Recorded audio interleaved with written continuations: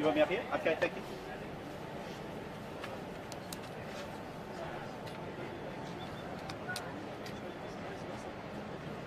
Is everyone ready to go? Very good. Well, welcome to the Lytton Refinery, where we're announcing today that their future fuels desulfurization project has received prescribed project status. The Palaszczuk government has declared it a prescribed project and a critical infrastructure project that will allow us to expedite the planning approvals necessary to get this very important fuel security and emissions reduction project underway. This is one of only 2 refineries in the country. It's critical to fuel security for Queensland and for the entire nation. This project will allow Ampol to deliver to Queensland businesses and consumers cleaner, lower emissions fuel. It will safeguard the 850 jobs here, directly employed and contractors, as well as create 300 additional jobs. I'd invite Mark from Ampol to say a bit more about it. Thank you. We recognise the support from the state in giving us these designations. It's an important step in taking this project forward. Thank you very much. Really appreciate the effort from the state on this. So we'll just say a bit more about what the project is. So the project is in response to the federal government's mandate to bring in ultra-low sulphur gasoline, which was done as a determination in Parliament in July, and Ampol's looking to see the effectively ultra-low sulphur gasoline product come on time on spec for the Australian market in the end of 2024. So it's an aggressive project schedule, and we're looking to work hard on it. How will it make a difference to Queensland? It's a project that will give lower emissions fuel. It's really a fuel standards issue that the Commonwealth sees as a benefit to move towards Euro 6. So yeah, how does it actually work? Does it affect fuel prices or? Will we see lower prices? Can't comment on that. It's a desulfurization. Thank you. It's a desulfurization process, so it's to remove sulphur out of gasoline. So the current spec is about 150 ppm in 91 and 50 in 95. The new fuel spec will be 10 ppm. So it's an emissions reduction, and that enables cleaner vehicles to come into Australia in the future. Acting Premier, in terms of getting this over the line, looking at a time frame, looking at years, months. So I understand they want to be up and running by the end of 2024. Correct, yes. That the federal fuel standard determination is for the end of 2024 to market. So that's why I've got a construction and project team that's been mobilised, and we're doing a lot of business with Queensland companies accordingly. And does Ampol pay for it all? There's a federal grant, which we're still in negotiation on, but it's a significant undertaking for us. Be about 300 contractors on site over the next 2. How much is the project worth? I can't comment on that at the moment because we're still working through that. If there's a federal government grant to Ampol, the state government will be calling on the federal government for a grant to make fuel cheaper for everyday people.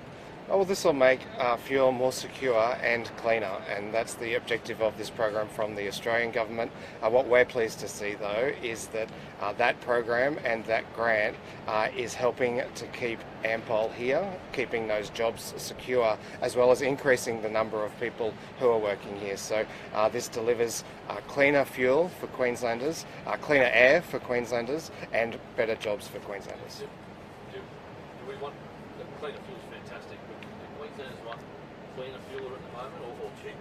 Well, fuel security is very important to fuel pricing, and so having a local refinery and delivering that fuel security will stabilise prices into the long term.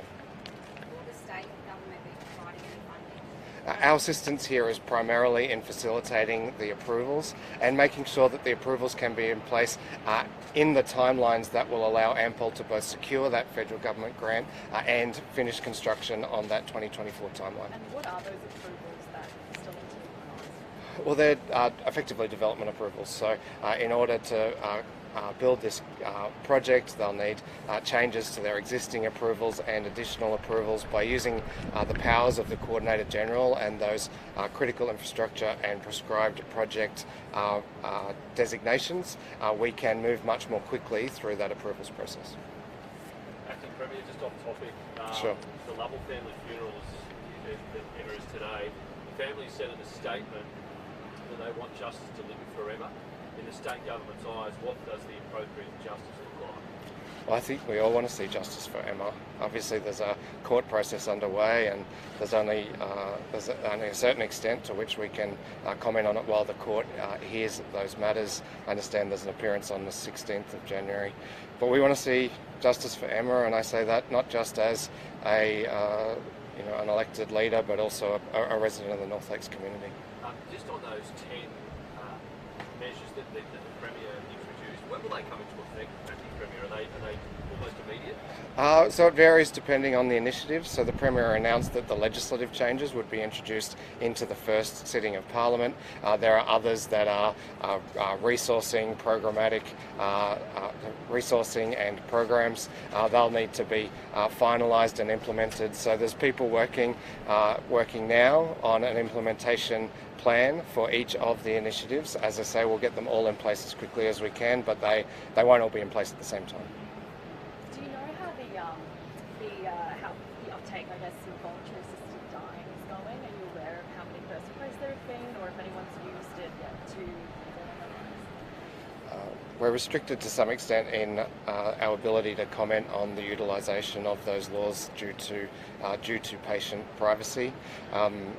If you don't mind, Kate, I might just check what I'm allowed to say before commenting further. I'm not happy to do that and come back.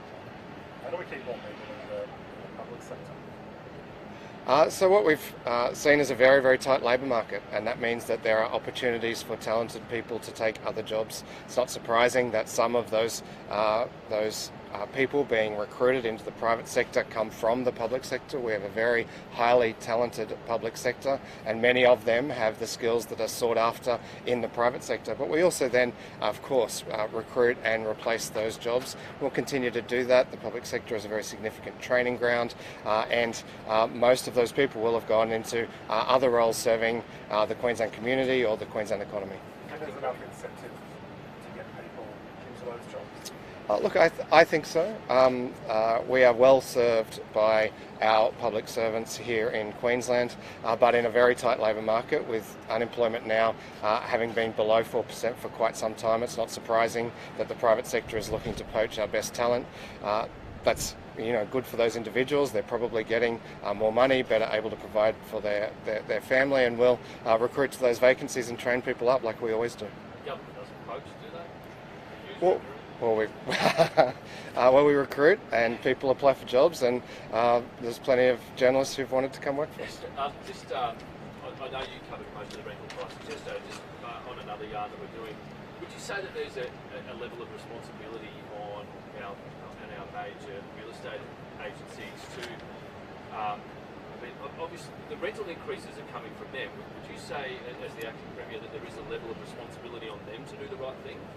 Well, we have asked for owners and for real estate agencies to be sympathetic in applying those increases. Every time the rent goes up, that is money that comes straight out of household budgets, makes it harder to provide for families. And so we would call on people to be reasonable in applying those increases. But we also understand that the costs are going up. Inflation, we just heard inflation to November, I think was 7.8%, they told us yesterday. That's a very high inflation level. And you'll also see over time rents catch up to the increase in housing prices that we've seen, and investors do need to be able to secure the kinds of returns that allow them to continue to invest in the property market. So, we'd really just ask people to be sympathetic and reasonable. Because you'll often see some $50, $60 increases. It's difficult. I've heard those stories and certainly spoken to people who've had to leave the community that they're in, move their kids to a different school because they can't afford to live in those areas anymore. The market is very difficult at the moment, but what we can do is largely on the supply side, and you'll have seen the very many initiatives we've introduced to try to increase supply. Is it time for another Bush Baby Task Force Maternity Summit? I was really pleased to deliver that program, and it has resulted in real benefits in the health services delivered in the bush. The real challenge, though, right now is recruiting people to those positions. We can't just magic them up, and that's what our health services are doing their very best to do while implementing the models of care that are possible with the staffing that they have. But would a summit help address some of those workforce shortages and work out other solutions? Look, that's I'd need to get advice on that from Queensland Health. Happy to discuss it with them. I suspect that the information that would come out of another summit wouldn't be too different to the one that we did a few years ago. We really need to focus on getting our health services to implement the recommendations and to recruit the staff. We talked earlier about the labour market. It is a challenging labour market for all employers, but especially where you're trying to recruit people to rural and remote areas. To Ample, why do you think that a company that's been posting some big profit margins this year needs a federal government grant to expand and do this project? Well, the federal government's trying to achieve a particular public policy agenda, and to do that they are using grants and incentives, and we are using our planning powers. We have, over decades, sought to continually improve the quality of the air that we all breathe, and one way of doing that is improving fuel standards. By making sure that we can support Ampol to meet those standards, we can ensure they can keep their refinery here open, supporting hundreds of jobs. Well, good, thank you. I think we're going to take a pool camera in to do a visit. Can I just check on what I can say about that?